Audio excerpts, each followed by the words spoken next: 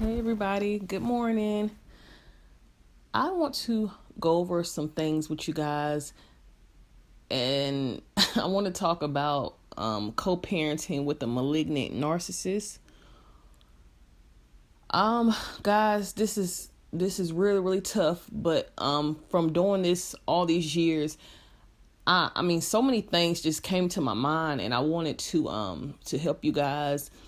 For any of you that may be dealing with this right now, first of all, I can say that I personally feel like family court is failing us a lot. I don't believe in it. I don't believe in co-parenting with someone who's very sadistic and sick like this. I don't believe in it. I don't, it's just been unsuccessful to me. I'll tell you why. Because for one, malignant narcissists are just, they are really out here doing horrible things. They're really abusive. They're really violent. During the so-called custody exchanges, you can get into an altercation, or not an altercation. I would just say they will basically attack you. And they will attack you anywhere because they're predators. They know, they seem to have a good idea about where to do these things at and how to do them with kind of getting away with them in a lot of cases. Many of them plan stuff out, and they'll do it in an area where there's no cameras or something like that. And then when you take them to court for it, they will bawl out and cry and say that you're trying to set them up and they just can't believe this and they don't know what happened to you. And it's enough. It's too much. It's enough to drive you, to mess with your sanity a lot, because it's so much emotionally that you're dealing with. But malignant narcissists, they do hit. They'll hit you. They'll elbow you in your teeth. They'll knock your teeth out. They'll bash your head into the wall. They will get rid of you permanently. They will do that. Other than that, most of the time, if they don't, let me see, just killing you is if it does happen, it will happen. Like when they're doing narcissistic rage, and if they're enraged, if it happens and you happen to just hit your head and just not make it, then it happens. But if it doesn't happen, then they will keep on inflicting pain. They'll go to court. They'll lie on your grandmothers, your grandfathers, spouses. They will just make up a lie just to keep these people away from the kid that y'all share together. So they do this because they have no empathy. They will lie on somebody who's never even did anything, who will never harm a fly, never less your kid. But they'll go in court and put on this big, emotional, drawn out show. And it will have the judge thinking that, your kids is not safe around your loved ones. And they do this because they are predators. They want to knock everybody out around you. And then they feel like this can get them closer back to you, so they can try to destroy you and abuse you again. So, you guys are going to really have to be careful with, with your new spouses or your new, your new partners and everybody, your mothers and your dads and your best friends and things of that nature. Because malignant narcissists, they don't care. They don't care who they hurt. They don't care about innocent people. They won't even apologize for lying in court on these individuals because they don't care. They have no souls. So co-parenting with them is one of the toughest things that, you will ever have to do. It's one of the toughest things you'll ever have to do because no matter what you tell the judge, they still want to force you guys to co-parent together. This malignant narcissist can have a criminal record, been in jail numerous times, and it may not be, what they call the serious charges. Obviously, I believe that if it was like murder or something, they wouldn't make you co-parent with them. To my knowledge, if it's murder or if it's another, or if it's like a sex crime against a child, they won't make you co-parent. I think you get sole custody. But if it's any other crimes, like just a lot of other what they consider to be petty crimes, I guess they still forcing you to co-parent with these individuals, and it's sad because just the fact that they've been in the system, been to jail, or prison numerous times, that you're still letting them have access to the child just because they're the biological parent. It's sad because it's not good. It's not good. They're very unstable, and they tend to just use the kid, love bomb the kids, give them anything that they want. They can eat anything. They can eat Oreo cookies all night long. They can stay up all night long, even if the narcissist has to take them to school the next day. They let them do whatever, and the kids are prone. A lot of them are prone to want to go over there and be with them. And then when they come to your household where it's normal and the structure, a lot of the kids have a hard time adjusting. They'll wet the bed because they're so confused. It's different patterns. They'll talk back to you, and you're doing what you're supposed to do.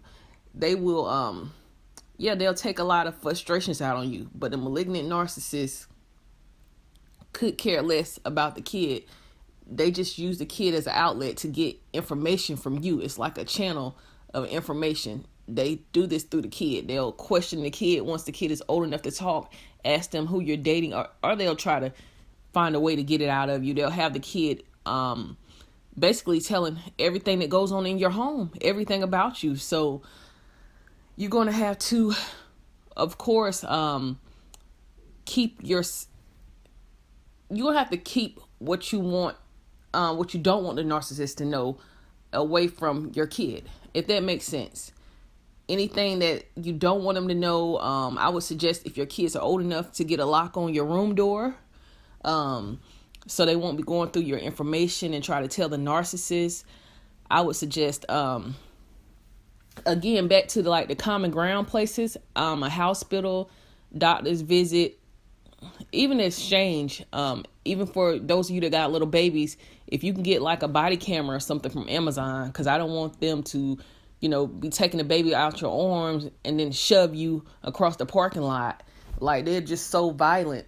And then they'll say that they didn't do it, and all this crazy stuff. And then the police really don't have no evidence. So I suggest, since we live in this big technology age, just to get your security up again. I said that plenty of times, but again, just to get your security up as far as, cameras on your homes and on your cars, because they like to slash tires. I said cars. They like to mess with your head a lot. They'll even put some money in your mailbox or something just to let you know that they don't care about boundaries, and yes, that happened to me. Obviously, I have a home and I'm here with my spouse, and I found $10 in my mailbox, and I knew that the narcissist did it. And if I would have had a camera, I feel like, I would have been able to catch that and show people, look what this individual did. Came to my son's bus stop, because obviously he goes to school from here. What are you doing over here? Why do you keep on coming over here? Just sick. So what we have to do to combat all of this stuff, we have to start thinking about our measures, how to think, okay, I don't think they'll ever do that to me. You might be listening to this and think, I don't ever think he'll do that to me. But if you are for sure they're a malignant narcissist, especially if they're malignant, if you know for sure, yes, they will do different things out of the blue sometime. They'll surprise you with different things that they do. They always have to be in control, always have to be in power, and they always like to cause you pain. That's why they'll go to court and they'll lie on your new spouses and accuse them of serious things, sexual abuse, child abuse, because in family court, apparently you can say whatever the heck you want to say and not get in trouble, really. Yeah, you can say, especially in the state that I'm in, a lot of people might disagree with me, but yes, lied on 2 family members of mine, and he still has joint custody. Thanks, family court. Thanks a lot, family court. It's ridiculous. It is ridiculous. And I know that it's money being involved. They're high conflict cases. Keep the payroll going. Keep the court roll going. So they get paid either way. So they are going to keep giving these sick individuals custody until we have to stop them from getting away with all of this stuff. Like, you know, he got away with all these charges, damage to personal property. He should have been in jail for that. Breaking and entering. That's another charge he got away with me. You know, breaking into my apartment. My lock was busted. And no cameras, no nothing. You know, they are just predators. They prey. They prey and they prey on you. They predict. They kind of think about what you're doing, what's going on with you, and they sneakily, you know, figure out a way to do something to you, either to mess with your head or to physically abuse you. They like to do both. You know, they switch back and forth and to hurt you. All they are is about pain, and they do this from just watching you, a lot of stalking online, just knowing your situation, knowing where you live at, and they might just think to themselves one day, hey, I'm gonna go over here and just, you know, slash her or his tires, just because. You know, they're always stalking, always watching, always trying to hurt you. It's a repeated cycle. So to protect ourselves, again, you know, we have to start understanding how to think differently. You know, I don't care if you're going to a school meeting and the malignant narcissist is going to be out there. They will attack you outside in the parking lot on the way to your car. Yes, they will. So what can you do? I do the meetings on the phone. I don't leave. I just say, you know what? I can't. I just let the school know I do it on the phone. That's one option that you have. If you don't want to do that and you say, no, I'm not going to do that, well, then you might need to be recording on your way inside the meetings and outside the meetings. But anywhere that you are with them, they will attack you. They'll switch back and forth. I don't know. I mean, sometimes they go into narcissistic rage for, I don't know. I mean, it can be anything. Something that you didn't even know happened or you didn't know you did, and they'll just get mad and just attack you. And when you go to court, they are big charmers, big charmers, and it's so sickening. That's what messes people up a lot, to just understand, just seeing how charming they are in court. They really you know, talk loud and clear and try to talk you know, very professional and well spoken, and they're working very hard to do this. By the way, this takes a lot of work, but they are a completely different person in front of people because they don't want anybody to know that they're like that.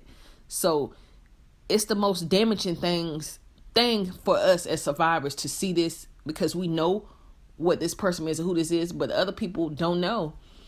And you want to scream in court, but you just can't, because that's not how the courtroom works. You want to say he's a liar and go off, but then you can't do that because, you know, they may look at you like you're the one that's too emotional. You're a liar. So it's like, it's just hard. It's very, very, and hard is not the word. I'm sorry. It's so much to deal with. But yeah, just protection, guys. Please protect yourself on these visits, on these exchanges, any common ground setting that you go to, because these individuals, it seems like they get away with a lot because they are predators. They are actually always thinking about things in their heads over and over and over again, over and over and over again. They play it out over and over again, how to attack you, how to do something new to you. So don't give them a chance by, you know, someone is after you. As I say, this is a movie, and you've seen the girl in the movie that is, you seen the guy after her, and you're just like, I would have did this, I would have did that, you know. Well, this is your chance to do this and do that. If this makes sense, guys. This is your chance to, you know, really learn about protection and safety. Now, really learn, because I don't want you guys to end up going to jail. They really like that too. They like to try to get you arrested for something that you didn't even do. They love that too. So they are very sick, very twisted. And some of these guys, some of these malignant narcissists, all of them, they need to be in prison. That's where the hell they need to be. Excuse my language. They need to be in prison.